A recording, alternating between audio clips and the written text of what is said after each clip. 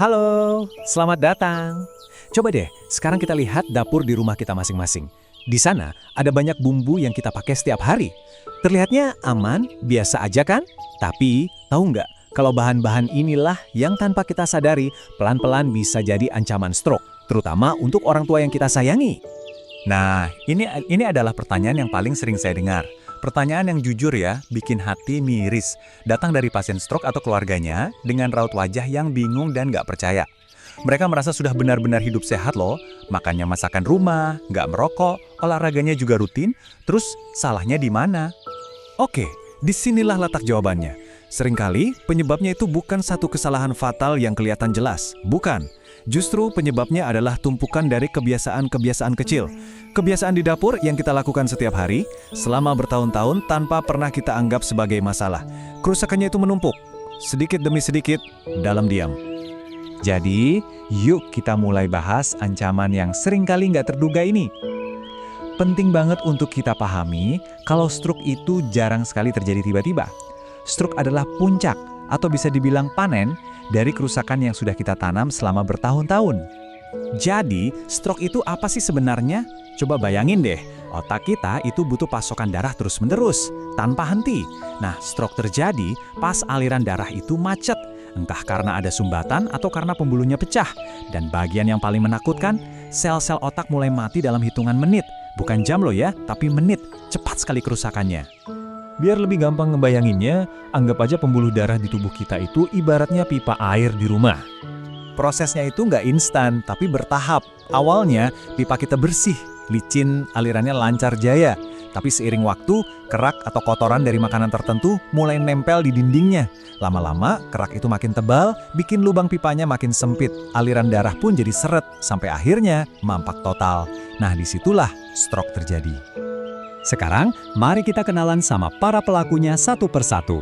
Kita mulai dari komplotan yang paling umum dan paling sering ada di dapur kita. Trio pemberi rasa asin dan gurih.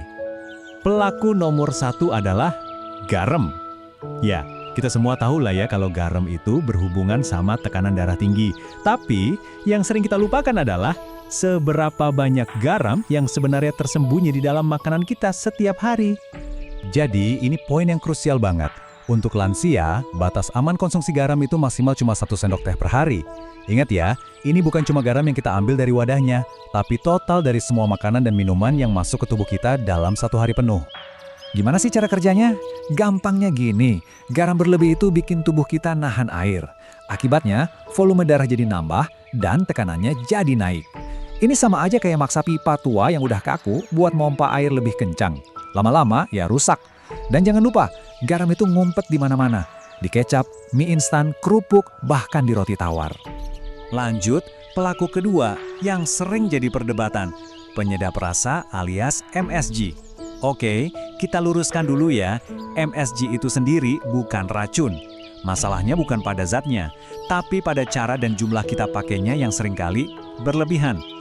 Ada 2 masalah utama sama MSG ini. Pertama, dia mengandung natrium, sama kayak garam. Jadi kalau kita udah pakai garam, terus ditambahin MSG lagi, ya beban natriumnya jadi double. Kedua, rasa gurihnya itu loh, bikin kita pengen nambah makan terus. Jadi masalahnya bukan cuma natriumnya, tapi porsi makan kita juga jadi kebablasan. Nah, pelaku ketiga dalam trio ini bisa dibilang yang paling licik, kecap manis. Kenapa licik?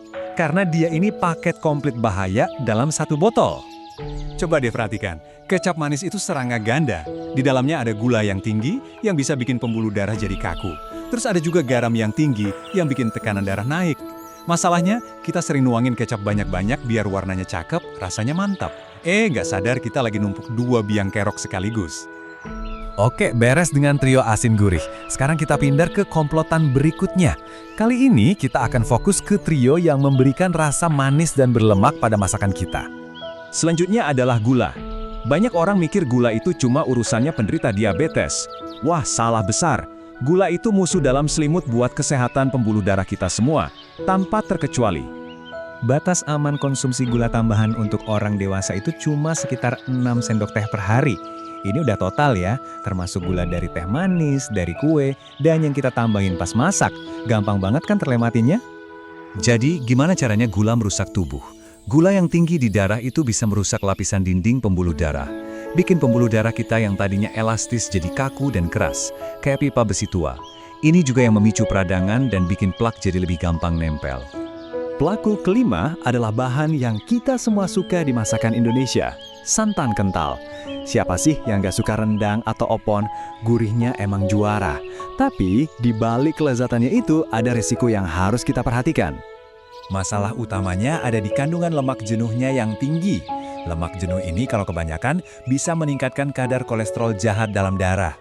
Nah, kolesterol jahat inilah yang jadi bahan baku utama plak yang menyumbat pembuluh darah. Solusinya gimana? Nggak perlu berhenti total kok, cukup pakai santan yang lebih encer dan jangan setiap hari juga makannya. Dan yang terakhir, ini nih kebiasaan yang sering dianggap sepele demi penghematan. Menggunakan minyak goreng berulang kali. Ini bukan lagi soal rasa, tapi soal perubahan kimia. Setiap kali minyak dipanaskan ulang, strukturnya berubah jadi zat yang lebih berbahaya. Coba kita bandingkan. Minyak yang udah dipakai berkali-kali atau yang warnanya udah gelap, itu akan membentuk zat-zat berbahaya yang bisa merusak langsung lapisan pembuluh darah kita. Makanan yang digoreng pakai minyak ini juga akan menyerap lebih banyak lemak jahat. Aturan gampangnya, jangan pakai minyak yang sama lebih dari 2 kali. Itu udah maksimal. Oke, kita udah kenalan sama ke-6 pelaku tadi. Mungkin kedengarannya agak serem ya, tapi tenang, kabar baiknya adalah kita punya kekuatan untuk mengubah ini semua. Solusinya ada di tangan kita, dan perubahannya dimulai dari langkah-langkah sederhana di dapur kita sendiri. Perubahan itu nggak harus drastis kok, mulai dari yang kecil aja. Pertama, biasakan cicipi dulu masakan sebelum refleks nambahin garam atau kecap. Kedua, coba deh pakai lebih banyak rempah segar kayak jahe, kunyit, sereh buat rasa. Ketiga, kurangi menggoreng. Lebih seringlah merebus, mengukus, atau memanggang. Dan terakhir, sadari ukuran porsi makan kita. Perubahan kecil yang konsisten itu jauh lebih ampuh. Jadi, setelah kita bahas semua ini, pertanyaannya kembali kepada Anda. Ingat, kesehatan kita itu adalah hasil dari ribuan keputusan kecil yang kita ambil setiap hari. Dan banyak dari keputusan itu dimulai dari dapur. Jadi, coba tanyakan pada diri sendiri, keputusan sehat apa yang akan Anda buat di dapur Anda mulai hari ini?